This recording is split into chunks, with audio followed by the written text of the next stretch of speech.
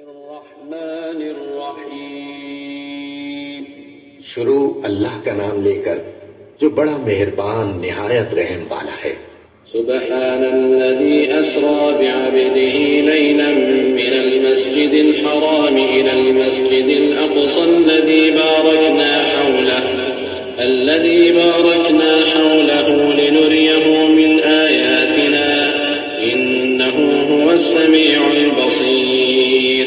قادر مطلق جو ہر خامی سے پاک ہے، ایک رات اپنے بندے کو مسجد حرام یعنی خانہ کعبہ سے مسجد اقصی یعنی بیت المقدس تک، جس کے چاروں طرف ہم نے برکتیں رکھی ہیں، لے گیا تاکہ ہم اسے اپنی قدرت کی نشانیاں دکھائیں۔ بے شک وہ سننے والا ہے، دیکھنے والا ہے۔ ان الحمد للہ وحدہ والصلاۃ والسلام علی من لا نبی بعدہ۔ سورۃ الانعام آیت نمبر 60۔ اعوذ باللہ السمیع العلیم من الشیطان الرجیم۔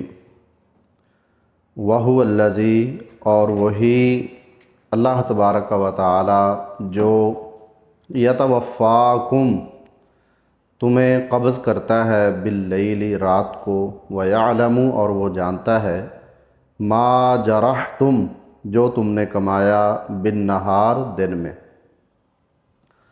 ثم یبعثکم فیہ، پھر وہ تمہیں اٹھاتا ہے اس میں، لیقضی، تاکہ پوری کی جائے، آجال، مدت، مسمن، مقررہ، ثم الیہ، پھر اسی کی طرف، مرجعکم، تمہارا لوٹنا ہے، ثم ینبئکم، پھر وہ تمہیں بتائے گا، بما کنتم تعملون، جو تم کیا کرتے تھے۔ قرآن مجید میں اللہ تبارک و تعالی نے قیامت کے دن کے ثبوت کے لیے عقلی دلائل بھی دیے ہیں، اور ہمیشہ اسی پر ہی اللہ تبارک و تعالی نے فوکس کیا ہے۔ اب کفار جو تھے نا، جو آخرت کے انکاری تھے، مطلب انکار اس وجہ سے کرتے تھے کہ ہمارے یہ جسم، یہ تو ہمیں پتہ ہے کہ ہم مرنے والے ہیں، اور اس کے بعد ان جسموں کو مٹی میں دفن کر دیا جاتا ہے، اور پھر یہ ہم دیکھتے ہیں کہ یہ جسم بھی گلتا ہے، سڑتا ہے، حتیٰ کہ اس کی ہڈیاں باقی رہ جاتی ہیں، اور پھر ایک ایسا بھی دور آتا ہے کہ یہ ہڈیاں بھی ریزہ ریزہ ہونے لگتی ہیں، اور آخر کار پھر یہ مٹی کے ساتھ مٹی ہو جاتی ہے۔ تو تعجب انہیں اس بات پہ ہوتا تھا کہ کیا اس صورتحال میں اللہ تبارک و تعالی دوبارہ اٹھا لے گا؟ تو یہ کہتے تھے کہ یہ ہماری عقل میں بات نہیں آنے والی، یہ کیسے ہو سکتا ہے؟ تو اب اللہ تبارک و تعالی نے کہا کہ چلو ذرا دیکھو تو صحیح کہ تمہارے سامنے یہ زمین جس میں پانی نہ ہو، کوئی بھی اس میں نمی نہیں ہے، اس میں آپ بیج ڈالتے ہیں تو کیا بیج پرورش پائے گا؟ نہیں پاتا۔ اور جب اس زمین کو پانی ملتا ہے تو یہ پانی جو ہے اس زمین کے لیے زندگی ہے۔ اللہ تبارک و تعالیٰ اس زمین میں ایک زندگی ڈال دیتا ہے، اور پھر اس میں جو بیج آپ رکھیں گے اس کی نشو و نما ہوگی اور اس کی پیداوار ہوگی۔ یہ تو تمہاری آنکھوں کے سامنے چل رہا ہے نا نظام، ذرا اس کو دیکھو تو صحیح، کیا ایسے نہیں ہے؟ تو بڑی سادہ سی دلیل اللہ تبارک و تعالیٰ نے یہ دے دی تاکہ ہر انسان کی سمجھ میں آ جائے، اور واقعتاً چاہے کوئی پڑھا لکھا ہے یا نہیں ہے، گاؤں میں رہنے والا ہو، شہر کی زندگی گزارنے والا ہو، جب اس کو یہ بات بتائی جاتی ہے تو بڑی آسانی سے یہ بات سمجھ جاتا ہے۔ تو اس میں کوئی فلسفے والی بات تو نہیں نہ ہے۔ دوسرا پھر اللہ تبارک و تعالیٰ نے مزید انسان کو قریب کیا ہے کہ یہ تو اپنے باہر کا ماحول دیکھتا ہے کہ جس میں اللہ تبارک و تعالیٰ ایک بنجر زمین میں زندگی پیدا کر دیتا ہے۔ پہلے وہ اس قابل نہیں ہوتی، تو پھر پانی اس کے لیے زندگی ہے، اور وہ زندگی اللہ تبارک و تعالیٰ دیتا ہے اسے۔ اب تو ذرا اپنی طرف آ، اپنے آپ کو دیکھ کہ کیا تجھے نیند نہیں آتی؟ تو رات کو سوتا نہیں ہے؟ یا جب بھی تجھے نیند آئے تو اس وقت تیری حالت کیا ہوتی ہے؟ کیا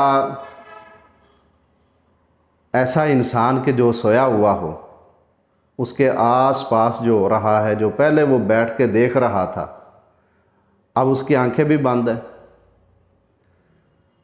اور پھر اس کے کان بھی جو صلاحیت پہلے رکھتے تھے سننے کی، اب اس کے اندر وہ بھی نہیں ہے، یہ کدھر جاتی ہے؟ یہ سننے کی صلاحیت کدھر چلی جاتی ہے؟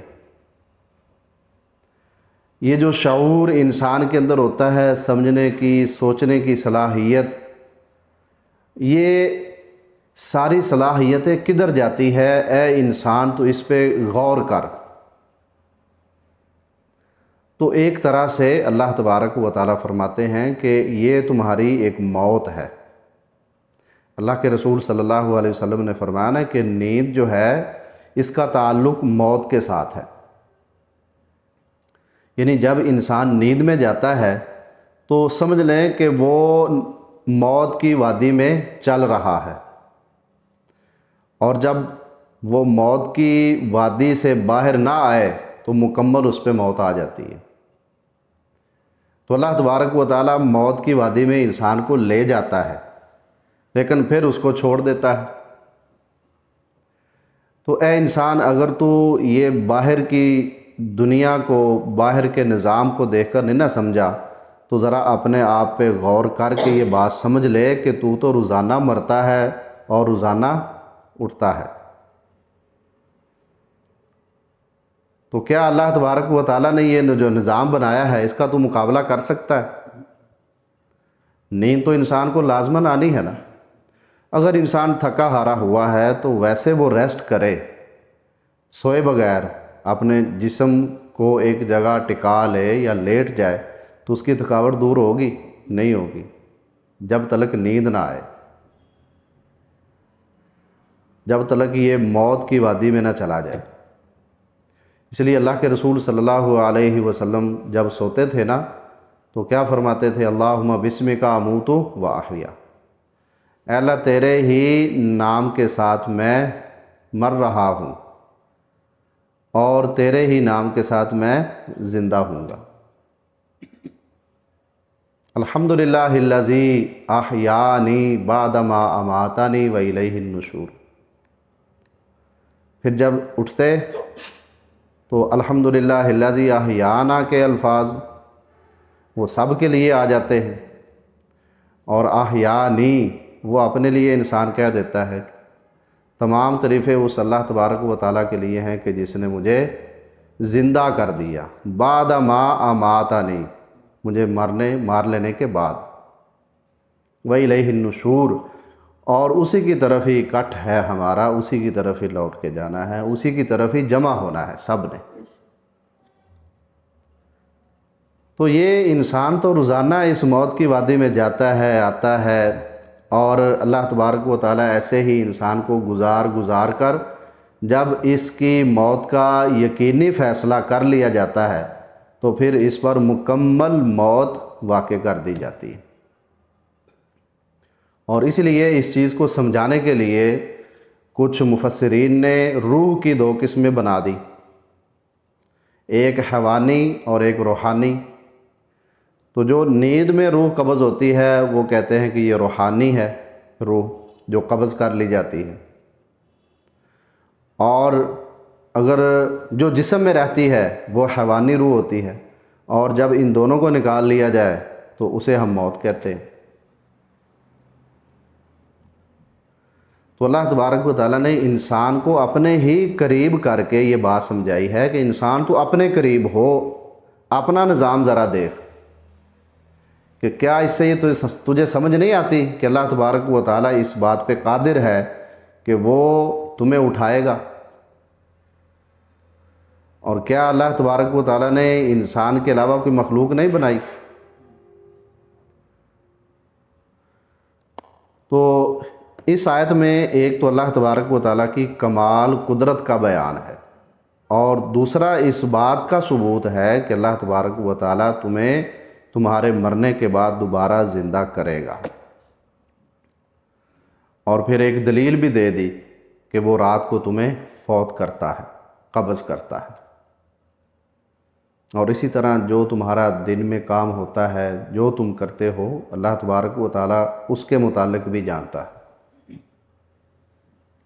اور پھر تمہیں دن میں کام کرنے کے لیے اس میں اٹھا دیتا ہے، کام کاج کرو، جو اللہ نے تمہارے لیے روزی لکھی ہوئی ہے، جو ایک عمر لکھی ہوئی ہے، اس کو پورا کرو، گزارو، لیقضی اجل مسمى، تاکہ اس مدت کو پورا کر لیا جائے، اور پھر جب وہ مدت پوری ہو جائے تو پھر فرمایا کہ تمہارا لوٹنا تو ہماری طرف ہی ہے، اور فیصلہ کن جو دن ہے وہ فرمایا قیامت کا دن ہے، پھر وہ تمہیں بتائے گا جو تم کیا کرتے تھے۔